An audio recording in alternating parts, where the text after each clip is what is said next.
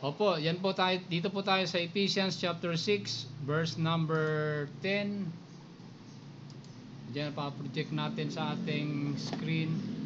Pag-aralan natin ngayong umaga itong Ephesians 6 verse 10, verse 12 pala ito, verse number 12. Sorry, sa verse number 12.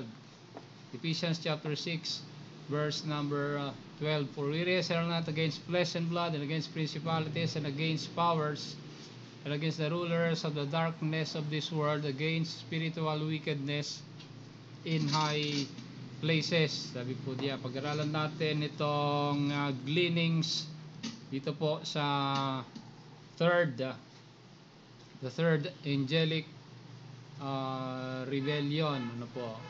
Pag-aralan natin una, the first angelic rebellion was instigated by Satan. Nabasa natin yan, nalaman natin sa nakarang pag-aaral natin, as recognized by the Lord in Luke chapter 10 verse number 18, when he says, I saw Satan fall from heaven like lightning. Sabi niya, ano po. So that was the first rebellion, ano po. At kita natin, it was recorded as a proof of this first angelic rebellion in Genesis chapter 3, which trigger man's first rebellion against God when they eat the forbidden fruit. The second angelic rebellion was in Genesis chapter 6.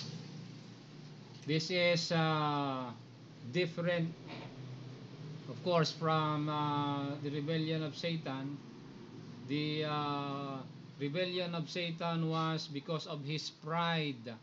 He told us in Isaiah chapter 14 and Ezekiel, the book of Ezekiel, that ang balak niya ay to be like the Most High.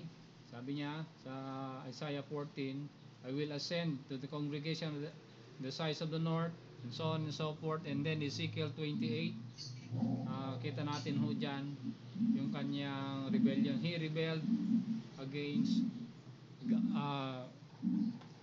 God. Okay. And then itong second angelic rebellion recorded nga sa Genesis chapter 6, a different rebellion. Ang kasalanan naman ng mga angelic powers po dito sa Genesis 6 is that they crossed the boundary between the spiritual and the physical, wherein Genesis 6 says they intermarried with humans, and as a result they produce the Nephilim, or the fallen ones, or recognized by Bible scholars as the giants, sabi nila. And this triggered the flood of Noah, when they intermarried with men and they produced giants, men of renown. Sabi po doon, as a punishment, they were killed by the Lord, punished during the Noah's flood. And so nung namatay itong mga angels that intermarried with men, they were confined, sabi ni Apostle Peter and Jude sa kanilang aklat in the New Testament, they were confined to the depths of Tartarus. Sabi po doon, ano po, to be reserved in the future judgment. Ano po, sabi po diyan, ano po. The third angelic rebellion na nasimulan natin noong nakaraan linggo ay ito pong Genesis chapter 11. You will notice sa Genesis chapter 11, sabi po doon ay men, when they began to multiply upon the earth,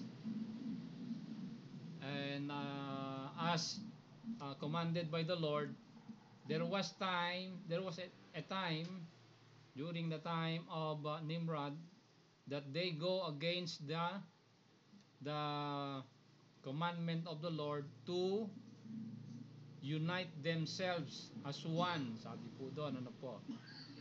And so, God dispersed them uh, throughout all the earth. Ano po. So, ito pong third angelic rebellion na nasimulan natin nung nakaraang linggo, subukan nating matatapos ngayong umaga. Ano po. Okay? So, itong third angelic rebellion, different from Genesis 6, of course. Itong third angelic rebellion, as mentioned sa mga scriptures na napuntahan natin noong nakaraan linggo, and as recognized dito po sa text natin, dito po sa Ephesians chapter 6 verse number 12, na sabi diyan sa Tagalog ay, ano sabi diyan sa Tagalog? Babasahin natin ulit. Ang ating pakikibaka ay hindi laban sa laman at dugo, kundi laban sa mga pamunuan. Pamunuan, in English, principalities. Sa mga kapangyarihan, against powers, sabi diyan sa English. Sa mga namamahala sa kadiliman sa mundo, ayan, against the rulers of the darkness of this world. At laban sa mga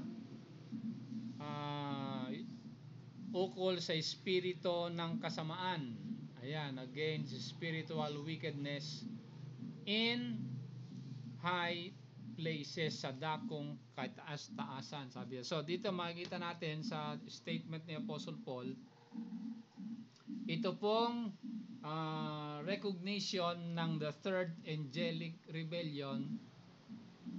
Pag sinabing wickedness in high places, these are the generals of the angels, ano ho. Okay? Dahil kung pupuntahan natin yung contemporary literature ng Book of Genesis, the Book of Genesis was written as a recognition sa culture ng Mesopotamian literature, sa Mesopotamian culture doon, ano po. Okay, na mababasa natin doon na according to that culture, there were 200 angels that came down to earth and defiled themselves with human. Ito po yon sinasabi ni Apostle Paul na against spiritual wickedness in high places, na kung saan recognize dyan ng Book of Deuteronomy na napag-aralan natin nung nakaraang linggo, Deuteronomy 32. Binabanggit ho doon na when God divided the sons of Adam according to the sons of God. Okay? When God divided the nations, sabi po diyan, no? So ito po yung third angelic rebellion sa recognized by the Apostle Paul sa Ephesians 6 verse number 12, and also mababasa din natin yan sa aklat ng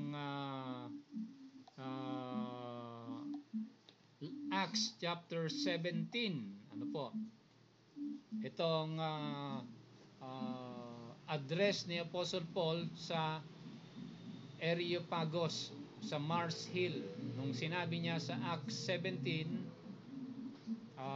verse number, dali kung mahanap natin dahil kailangan makita natin to sa verse number 17 in recognition dito po sa Ephesians 6 verse number 12, na ang sabi niya, ano po dito, and hath made, tingnan nyo ha, sabi niya po dito,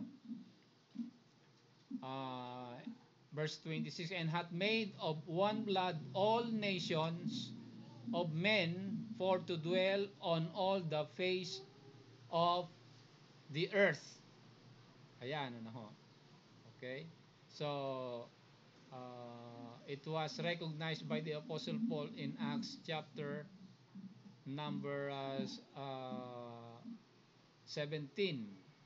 Ano po? Okay? Meron pang isang verse dito.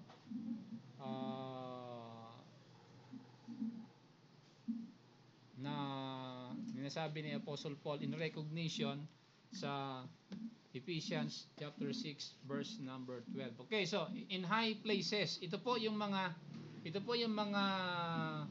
uh, angelic generals ano po na nagrebelde sa Panginoon, na sabi ni Apostle Paul, they are against we are against them, against principalities, against powers, against rulers of darkness of this world, and against spiritual wickedness. Sabi po diyan, ano ho. Okay? So ito po yung recognition ni Apostle Paul sa third angelic rebellion, na kung saan ano ba yung kanilang, kasi sinabi ni Apostle Paul dito, they are rulers of darkness and rulers of spiritual wickedness. Ibig sabihin po dyan, ito pong mga angels na ito sa third angelic rebellion, sila po yung nagturo sa mga tao na sumamba sa ibang Diyos. Ano ho? Malalaman ho natin diyan sa mga verses na pupuntahan natin ngayong umaga. Okay. Puntahan muna natin itong recognition naman. This was recognized, the third angelic rebellion was recognized by the Apostle Paul, but it was also recognized by Daniel. Tingnan natin, puntahan natin sa aklat na Daniel. Daniel na ba ito? Puntahan natin sa aklat ni Daniel.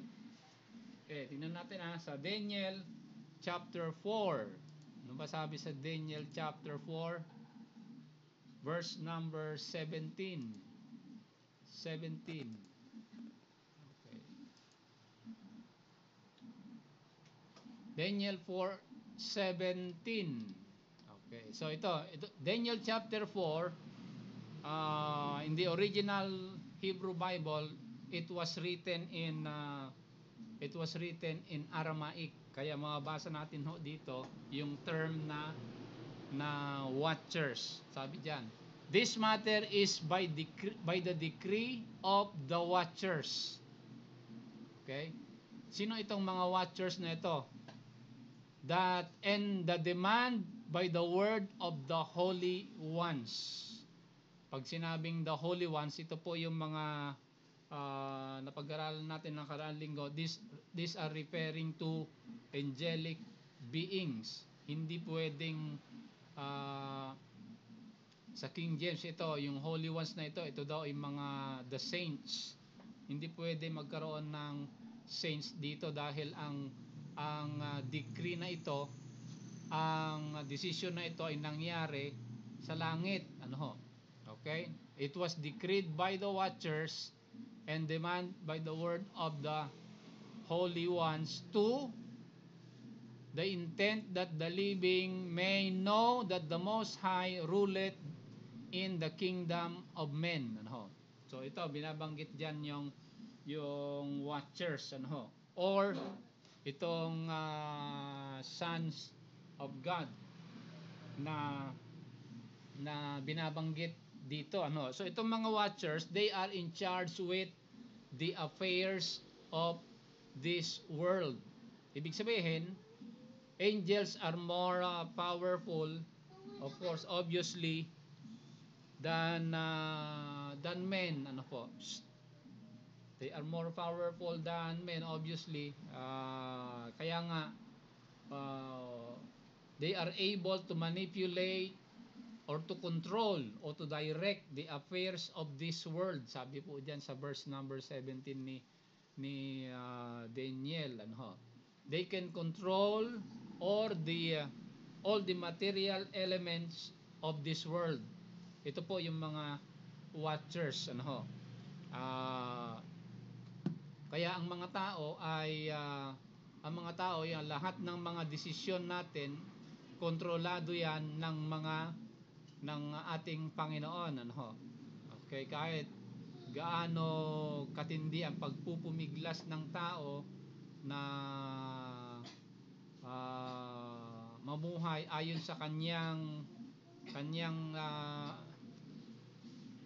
sarili, ay wala siyang ibang magagawa kundi sundin ang kalooban ng ating Panginoon, ano po.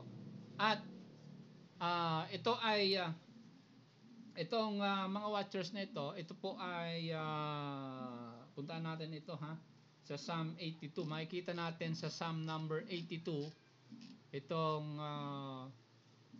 binabanggit. Psalm number 82, itong binabanggit, ano po, sa Psalm number 82 verse number 1. Ayan, napapuntahan na natin ito noon. Okay, ayan.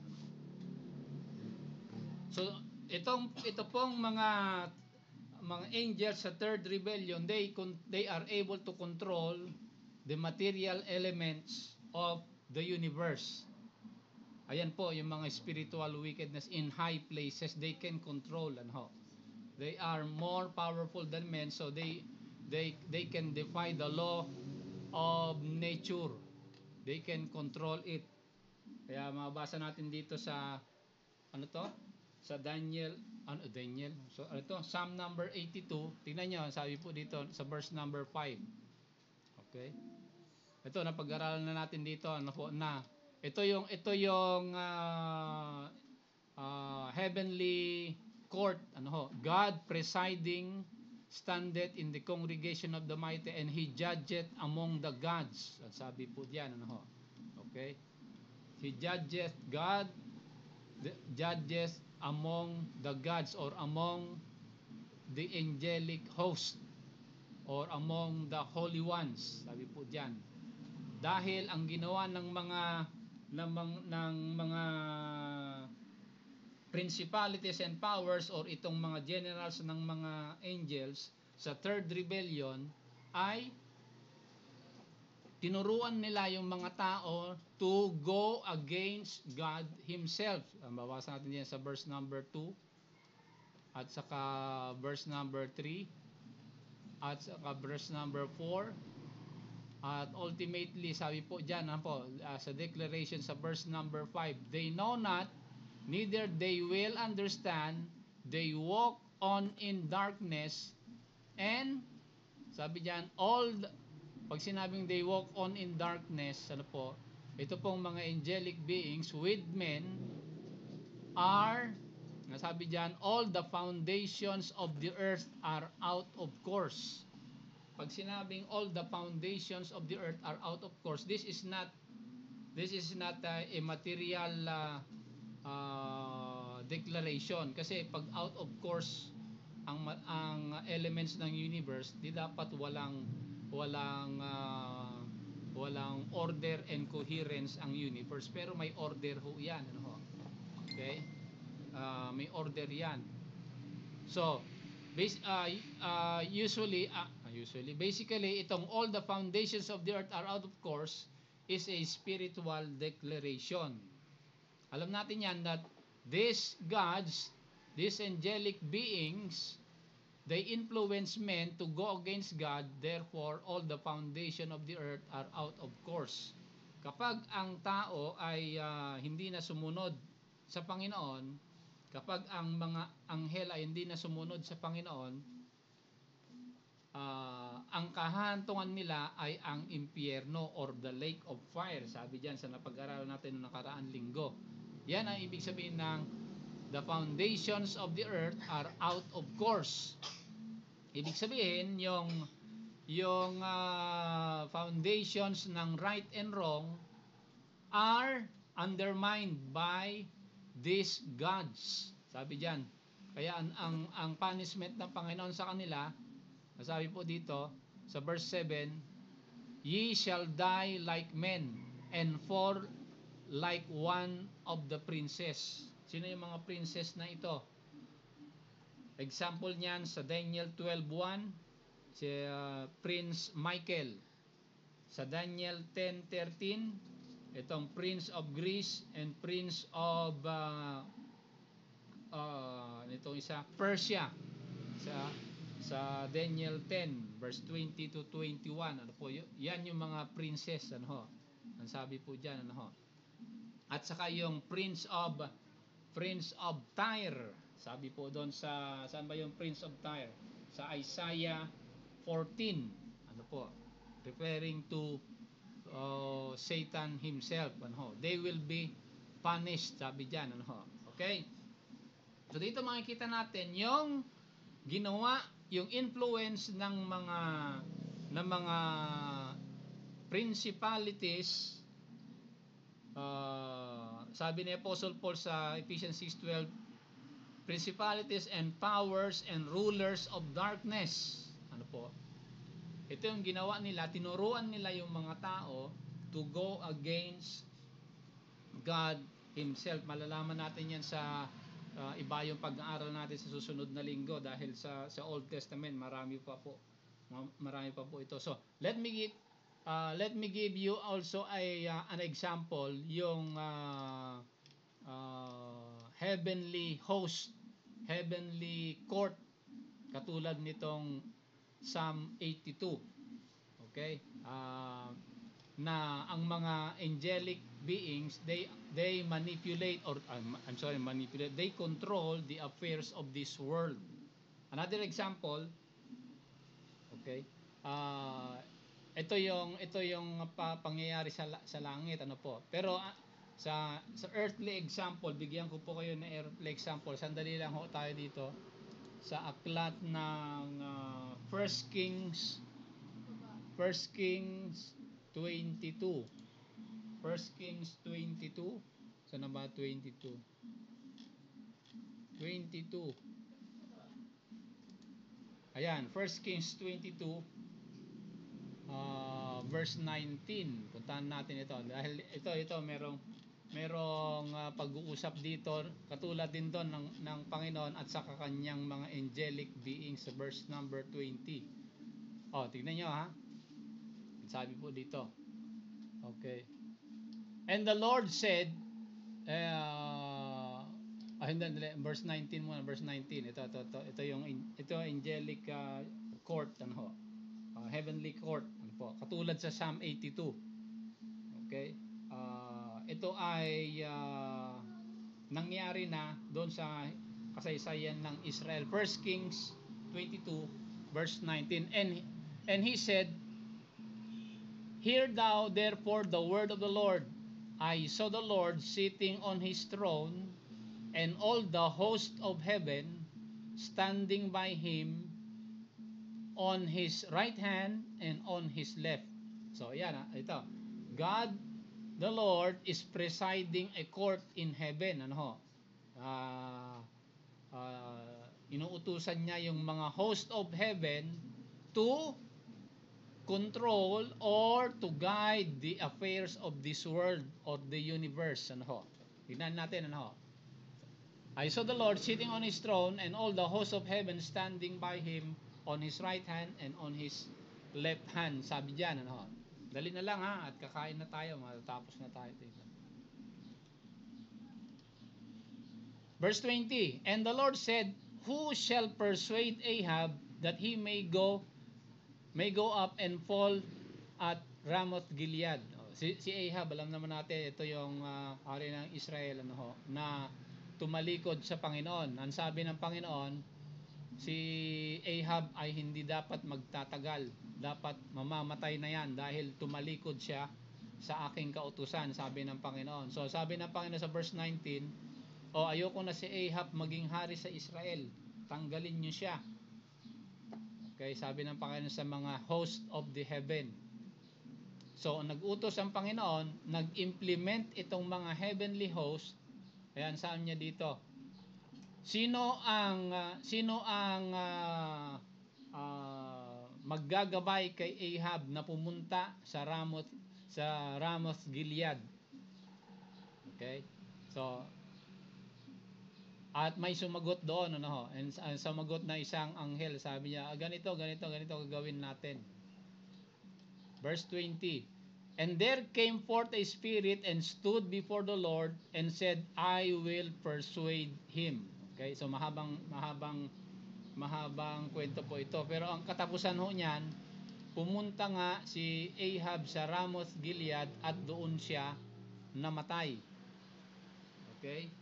So dito makikita ho natin na yung mga pagkilos ng mga elemento sa universe magmula sa pagkilos ng mga neutrons and protons of the universe and all gravities and all tinatawag nilang dark matter, they are controlled by the angelic hosts. Okay? Pag nag-utos ang Panginoon, i-implement yan. At lahat yan, ang gusto ng Panginoon kasi, halimbawa ito nga si King Ahab nga, gusto niya mamatay na siya dahil tumalikod siya sa Panginoon. Ayoko na maging hari si Ahab, sabi ng Panginoon. O, implement nyo to, sabi ng Panginoon sa kanyang mga host of the heavens. So, nangyari nga yan. Kung babasahin nyo yung buong kwento dyan, ay nangyari yung kalooban ng ating Panginoon. That is another example na ang mga watchers, ang mga princess, ang mga bansa sa buong mundo ay walang kilos ng mga bansa sa buong mundo na hindi po alam o pinapangalagaan o ginagabayan ng Panginoon. Sabi po diyan sa text natin. Okay. So God punishes the nations that go against Him. Katulad nga ito, the nation of Israel, nagkasala sila sa Panginoon in the person of King Ahab. So, He punishes them. Sabi po dyan. And the punishment was implemented by the host of the heavens. So, again, babalik tayo doon sa Ephesians 6 verse number 12. We wrestle not against flesh and blood, but against principalities, powers, and rulers and darkness of this world. Ayan po yung mga general ng angel ng Panginoon. Opo. In contrast to the second rebellion sa Genesis chapter 6, yung mga angels na nakipag-asawa sa mga tao na namatay sa flood of Noah ay nakakulong yung kanilang mga kaluluwa doon sa Tartarus, at they are waiting for the judgment at the second coming of the Lord. Yung iba naman na nakawala, kasi sabi doon sa Genesis chapter 6, there were giants, there were Nephilim in those days, and also after the flood, sabi po sa Genesis. So, may mga nakatakas na mga giants sa Noah's flood. Malalaman natin yan sa pag-aaral sa susunod na linggo. Saan ba pumunta itong mga nakatakas na ito? Nung namatay yung mga giants naman sa Genesis chapter 6, yung kanilang mga kaluluwa, yan yung mababasa natin sa New Testament na pinanggalingan ng mga demons. Okay? Another study na yan. Pero ang sabi dito sa let me give you a hint sa Deuteronomy chapter 32. Itong ginawa ng mga ng bansang Israel nung sila ay tumalikod sa Panginoon. Dali tatamahan ako. Deuteronomy 32 na ba ito? Okay, tama. Deuteronomy 32. Ito babasahin ko po sa inyo, verse 17, Deuteronomy 32:17, puntahan natin as a prelude sa topic natin sa susunod na linggo.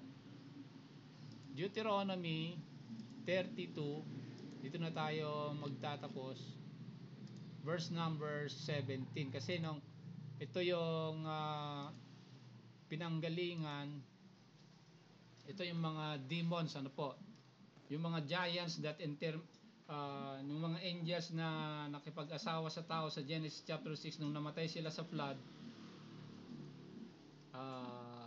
Nakakulong sila sa Tartarus yung iba. Okay, kinulong sila sa Tartarus, sabi diyan ni Peter and Jude, recognize doon po. Anong verse 'yon? Verse 17. Okay. Ngayon naman, after the flood, may mga nakatakas sa kanila. Kasi merong kaguluhan doon na pupuntahan natin sa susunod na linggo, okay? At dito yung nakatakas sila, ito po yung mga tinatawag na ng mga theologians na mga disembodied spirits of the giants, okay? Yung iba, nakatakas sila, at they begin to possess men and women, basa natin sa New Testament. So sabi diyan sa verse 17, the nation of Israel, they sacrifice unto devils, not to God, to gods whom they knew not, and to new gods that came newly up, whom your fathers fear not. Pag sinabing yung salitang devils po dyan, mga kapatid, yung salitang they sacrifice unto devils, ayan, sa Old Testament ito, in Hebrew, that is, yan po ay the Shadin sa Hebrew, Shadin, or a demon, a malignant spirit, an unclean spirit. Ito po yung mga disembodied spirits of the Nephilim na binabanggit, okay? Ito po ang mga devils na ito po yung mga mabababang uri ng mga angels, okay? Yung pinapag-aralan natin sa Ephesians 6:12 na against principalities, powers and rulers, yan po ay mga generals yan ng mga angels, Ito pong mga devils, ito mga private na mga angels lang yan, mababang uri mga yan, okay? Dahil ito ay they are subject, malaman natin sa Gospels, sa papag-aralan natin sa susunod na linggo. Now, ultimately, paano po binigyan ng solusyon ng Panginoon yung problemang ito sa mga rebellion ng angels? Kasi itong first rebellion of Satan and the second rebellion of Genesis 6 at saka itong third rebellion sa Genesis 11, they are all addressed sa resurrection ng ating Panginoon through His death. Sabi, nalaman natin nakaraang linggo, sa pamamagitan ng kamatayan ng Panginoon, tinalo niya ang kamatayan. Paano tinalo ng Panginoon ang kamatayan? Sabi ni Apostle Paul dito po sa puntahan natin sa pagtatapos sa Hebrews chapter 2. Sa Hebrews chapter 2, ito ang declaration ng Panginoon, verse number 14. Ito sabi ni Apostle Paul, paano binigyan ng Panginoon ng solusyon ang kamatayan, na kung saan the last enemy that shall be destroyed, sabi ni Apostle Paul sa 1 Corinthians. For as much then as the children are partakers of flesh and blood, so He, the Lord, also Himself likewise took part of the same. Nagkatawang tao siya, ibig sabihin. That, tingnan nyo ha, through His death, through His physical death, He might destroy him that had the power of death. That is the devil. Okay?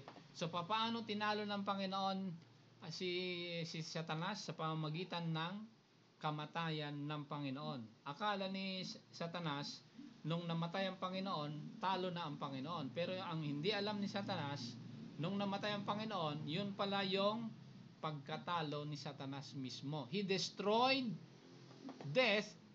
He destroyed the power of death by dying. Dahil when Christ died, alam naman natin sa napag-aralan natin na nakaraang linggo, after 3 days and 3 nights, the Bible says He rose again from the grave. Kaya nga sinusugan ito, binigyan ng lakas naman ni Apostle John sa sulat niya sa 1 John chapter 3 verse number 8. Ano po? Sabi niya sa 1 John chapter 3 verse number 8. Okay, dito. He that committed sin is of the devil, for the devil sinned from the beginning. For this purpose, ayan, for this purpose, dahil sa pagkakasala o sa rebellion ni Satan, sabi diyan, for this purpose, the Son of God was manifested, that He might destroy the works of the devil. Sabi po diyan, no? So, by the incarnation, death, and His resurrection of the Lord, He destroyed the power of darkness, and He sealed the judgment of the devil himself. Kaya nga, lahat tayo, mga kapatid, lahat tayo, dapat ang pagtitiwala natin sa Panginoon ay buong buo dahil sa ginawa niya. Ang tunay na Kristiyano dapat ay hindi na natatakot sa kamatayan dahil alam na natin na tinalo ng Panginoon yung kamatayan. Kaya nga pag ikaw ay totoong naniniwala sa Panginoon, death cannot harm us. Death cannot destroy us. Sa mga tunay na Kristiyano, ang kamatayan yan ay isang pintuan lamang na pagpasok sa espiritual na aspeto ng pamumuhay po natin. Mga kapatid, ano ho?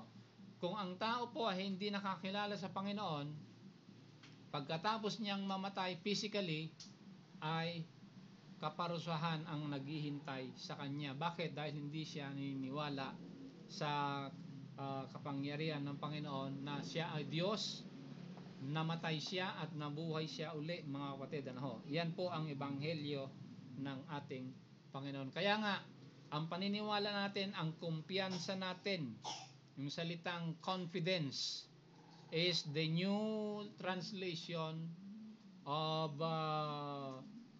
the old word faith. Pag sinabi ng faith, that means confidence. Ano ho?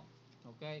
Papaano lumalakas ang confidence natin sa Panginoon? Dahil sa nakita natin dito sa pag-aaral natin na siya nga ay Diyos, siya nga ay namatay, pero hindi siya kayang sirain ng kamatayan.